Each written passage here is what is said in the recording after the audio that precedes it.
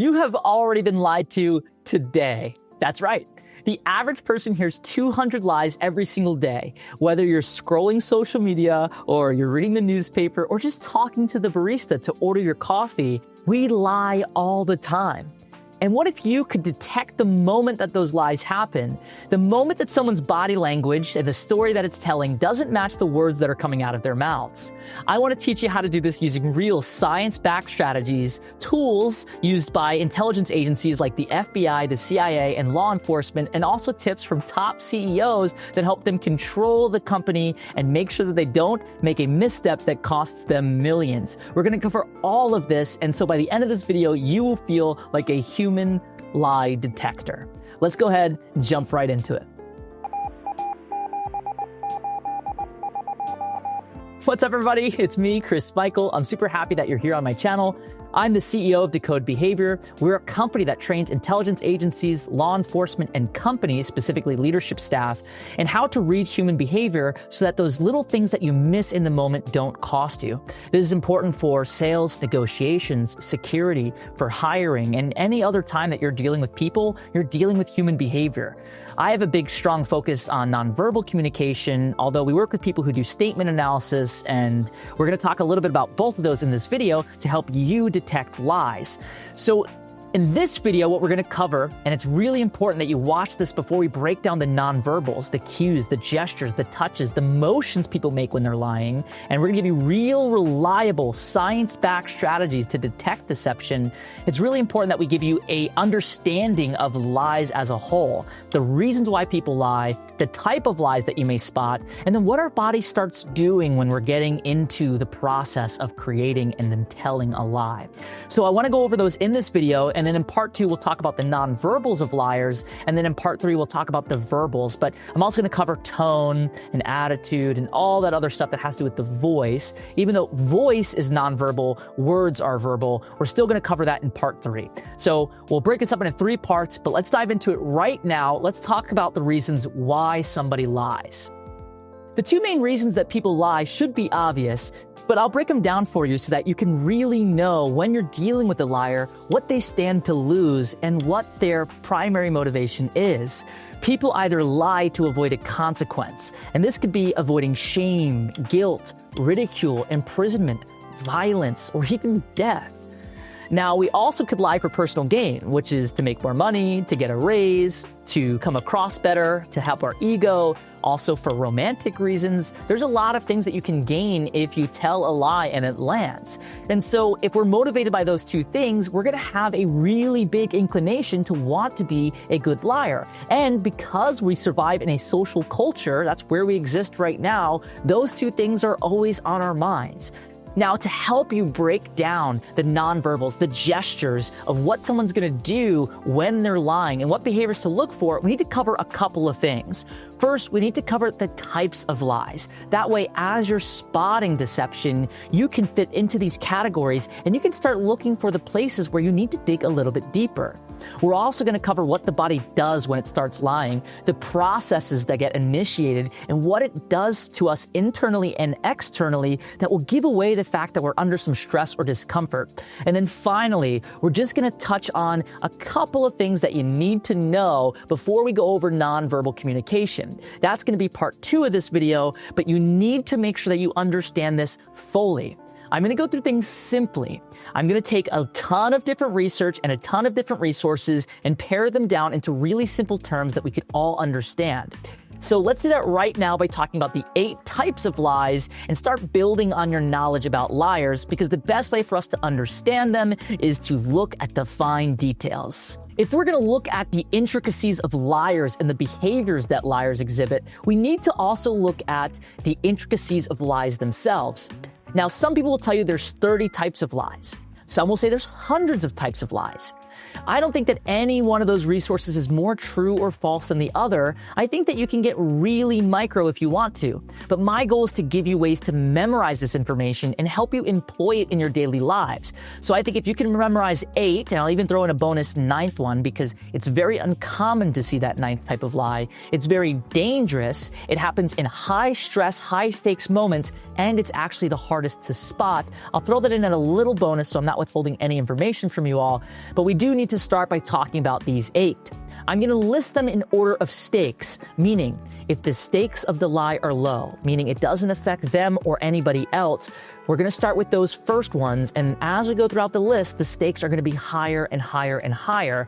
And not that people don't use high stakes lies and low stakes settings. These are just going to be more consistent with the standard that you'll see with liars.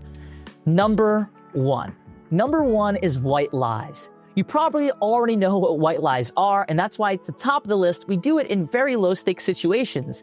They are social lies that are meant to be polite to make other people feel good. For instance, if I say, "I love your hair," that's a white lie. Number 2 is exaggeration.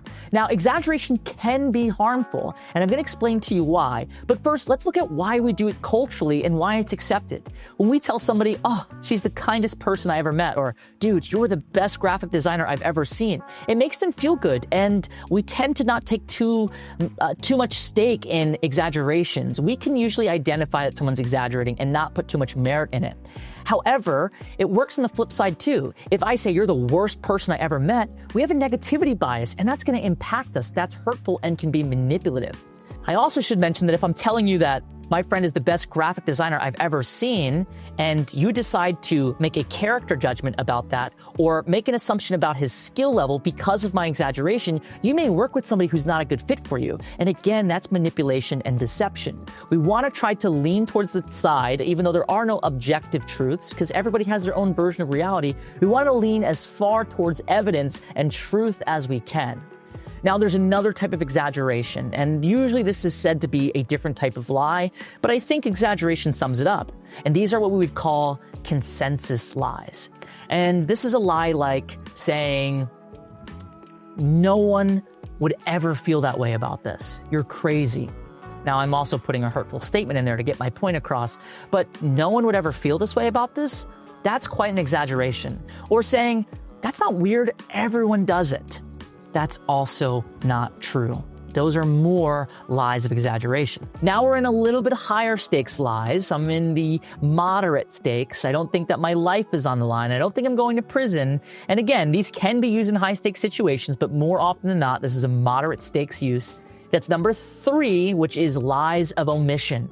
Now, omitting something means removing something. So I'm telling you a real statement or a real story, and those things are the truth, but I'm concealing one piece of evidence or a fact from you. An example would be telling you I went to a barbecue, had a lot of fun, and saw a lot of people that I know. But what I'm omitting is that I saw my girlfriend and we got in a huge fight. Now, I don't want to see how that reflects on me, and I don't want other people to know that our relationship was in a rocky place, so I might omit that detail. That is a lie of omission. The 4th type of lie, this is a lie of commission.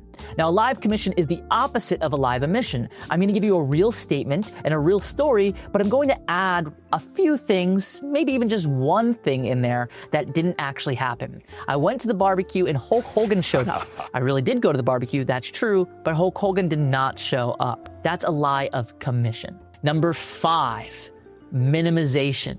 Minimization is when we downplay or minimize the seriousness of the topic being brought up. You can imagine what this looks like, and minimization is really harmful. The other thing that I will say is part of minimization is distancing language. If someone asks me, "Did you kill her?" I might say, "No, I didn't hurt her." Well, they're not asking me if I hurt her, they're asking me if I killed her. Okay, number 6. This is a term that I've coined, and I call it DEP lies or DEP lies. You can remember this because Amber Heard during the Johnny Depp trial did this a lot.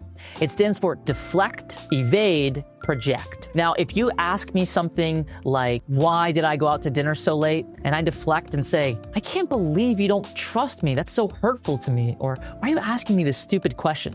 I'm deflecting. Now, evading is like changing the topic or avoiding running into the person so you don't have to lie to them at all. Anything that's just completely avoiding approaching the situation at all, that's evasion. And then projection is where I'm taking my feelings or my guilt and casting that onto you. I could say, it's terrible. You're a terrible person for implying that I would do this. Obviously, I'm a bad liar, but that's what projection would sound like. There is one other piece of deflecting, and you may see this when you watch some interrogations or interviews on the news, where when somebody committed a crime, when asked about it, they break down into emotion. They start crying or saying, oh, I can't believe you would ask me this. I can't believe you would imply that I would do this. Now, that breaking into emotion is a form of deflecting or evading the question altogether. Now, number 7, this is denial. Very simply, it's just when you say, no, I didn't do it. No, I wasn't there. You're just not admitting to what actually happened. You're denying it. Number 8, fabrication. Now, this is a pretty serious lie. This is where you're making up a majority of the details of what you're saying. And this will be used when even admitting a part of the story can prove that you've done something wrong or raise suspicion. An example would be if I had murdered somebody on Friday night in Baltimore and you asked me about it, I may not want to even tell you that I was in Baltimore. Instead, I would tell you that I went to the drugstore because I wasn't feeling well, the medication made me sleepy, and so I stayed home and watched Big Bang Theory all Friday night. I'm making up a whole web of lies, and it's really hard to keep that story straight. You'll see this more common when people have time to think about their lie and come up with a story. Fabrication is a very serious lie and can be very easy to spot. Now, here's a bonus. This is number 9, and these are what we'd call lies of appropriation or plagiaristic lies. They're pretty hard to spot because the person actually isn't lying. They're taking somebody else's story and making it their own. In SEER school, which a lot of military personnel go through, which teaches you how to not leak information when you are detained, captured, or under duress, they tell you that you can find somebody who's close to you that you have a lot of information about, maybe their family, their schooling, and that's the information that you can feed to the interrogator or the person trying to get information out of you. It's hard to detect a lie because what you're saying is true and you're not making it up. You're just not as intimate with those details and it didn't actually happen to you. So that's a little bonus. That's number 9. It's very uncommon and usually only used in the most high stakes situations. I won't get too in depth here, but when you decide that you're going to need to lie, there's a few things that happen. One is an or statement, meaning one or the other is going to take place. And one precedes that and always happens. We all know the term fight or flight, right? That process that is generated in the amygdala in our brain. But there's something that's often forgotten, and that's freeze. And freeze gives our brain the time to determine, do we need to fight or flight? And then if we do, which one of those is the best option? That freeze response is when our thalamus in our brain, which is in charge of taking in sensory information, has to now send that to our thinking brain, our neocortex, our new brain, and then into our limbic system or our amygdala to make that decision about fight or flight. During that processing time, we freeze, and it does a few things for us, specifically 2. 1, by freezing, we're not quite sure if there's a threat yet. So what we can do is limit the chance that something is going to attack us. That's why when you're in the wild at like a safari and you see a tiger or a lion or whatever, they tell you, don't make any sudden moves, because moving erratically makes you unpredictable and seen as a threat. It also immediately makes us look at that thing that's moving so that we can process if it's a threat. So we freeze to seem non-threatening, and then it also allows us to stop using any unnecessary bodily functions that aren't involved in making the decision about how we're going to survive. Now, it doesn't always have to be very threatening. Think about sitting at the dinner table with your family. You're all sitting there, and then the doorbell rings. What does everyone do? They stiffen up, they freeze, they open their eyes wide because they don't know what happened, and they look towards the door, and then they relax. And usually they relax when someone says, I'll get it. Now, you can go back to relaxing because the thinking brain took over and said, oh yeah, I live in a home, I'm in a neighborhood, and yeah, people ring the doorbell. But if I looked and by the glass that's between the wall and the door, I can see that someone has a ski mask on and they're carrying a sledgehammer, now my response can be very different. I'm going to freeze a little longer and just start assessing, do I leave the house? Do I get the door? Do I call the police? Do I grab a weapon? We have to now decide what the best course of survival is. And this is really no different from lies. When we start getting the indication that somebody's trying to figure something out that we don't want them to know, now what we have to do is freeze and determine what we're going to do next. Let me give you a really good way to spot that freeze response, because it can be really helpful in detecting deception. Because if you bring up something that shouldn't affect somebody or cause fear or make them go into fight or flight mode, why would they do that freeze response? And this can look like a ton of things. This can look like, and being caught off guard, making some vocal stimming or something to delay their response. This can be literally avoiding altogether. And this can also just look like getting tense and being caught off guard. Now, it's important as the person who's seeking the truth that we're not accusatory, because that does no good for us determining if that person's lying or not. Because anybody would be caught off guard if they are unfairly being accused of something when they didn't do it or are telling the truth. That's still going to put us in a situation where we have to figure out what's going on. The good thing is after that freeze response, we'll realize that we're not in trouble because we didn't do anything wrong and we don't have to lie, and then we can go back to comfort and baseline. Now, if we did do something wrong and we know that and we've decided to survive, we're going to lie. And remember, that threat can be real or perceived. It doesn't have to be a real threat. The body can't tell the difference between what we culturally think as threats and what actually could cause us harm.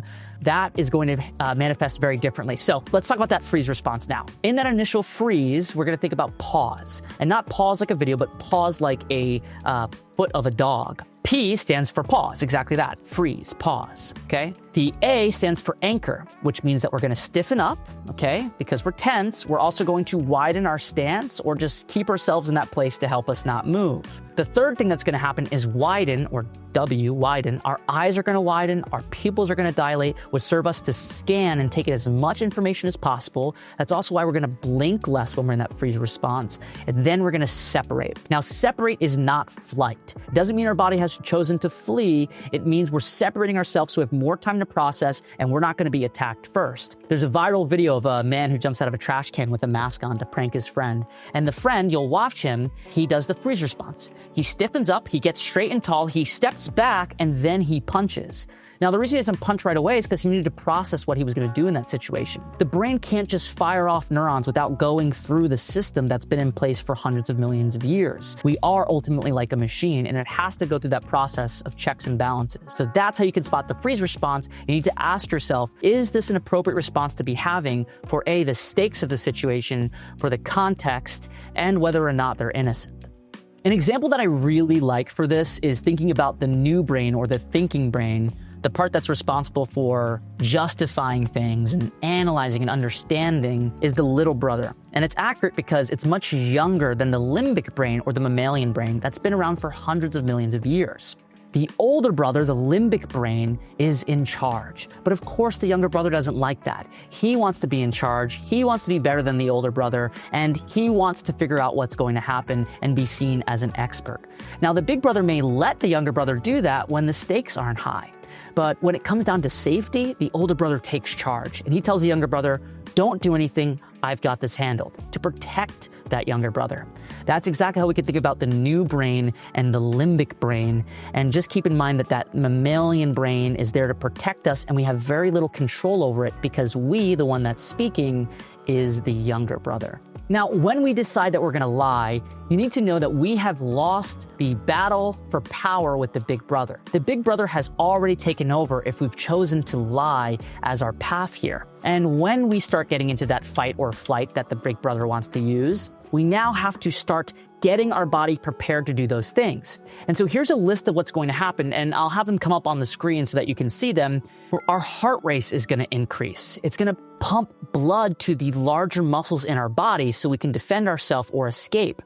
We're gonna tense, prepping for movement or defense. Our breathing is gonna become shallow or fast, which means that you can tell if someone's breathing in their stomach, which is a comfort behavior, or start breathing in their chest. Watch their chest lift and drop. And that's a great benefit to people who wear suits. And that's why we trust people in suits more, because not only does it show that they can live a lifestyle where they can take care of something and manicure their perception, but also it's very hard to conceal your breathing. When I start breathing with my chest, my lapel opens up a little bit, my shoulders raise, and the padding on the shoulder makes that more exaggerated. So now you can see my breath is starting to shift because it needs to oxygenate that blood and help move it. Our mouth dries up because we don't need to do any processes that don't have anything to do with survival.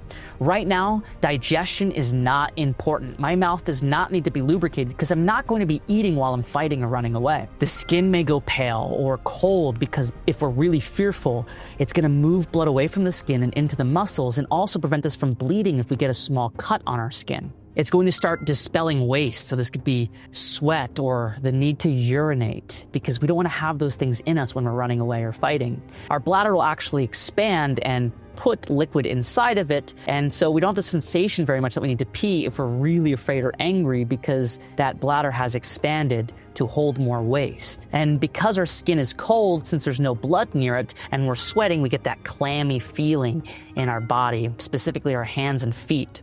Digestion is going to slow or halt because there's no blood in there. The very reason that the big brother and little brother are fighting over, hey, you're actually safe, no one's attacking you, no, I'm taking charge, the moving of blood in and out of the stomach as they're arguing with each other. And as the stomach expands and contracts, it gives us that butterflies feeling. The nostrils will flare, and this is called wing dilation. If you look here, you'll see my nose very subtly increases when I'm aroused. This could be sexual arousal, this could be anger, this could be exercise, but it's opening up to allow more intake of oxygen. Again, that helps that chest rise and fall even more, which we can detect both those things together as a sign of discomfort. We're going to get tunnel vision. Our peripheral vision will narrow and we'll start focusing on a threat. Now, that's not something that we can really see, but that's something we can experience with how aware somebody is.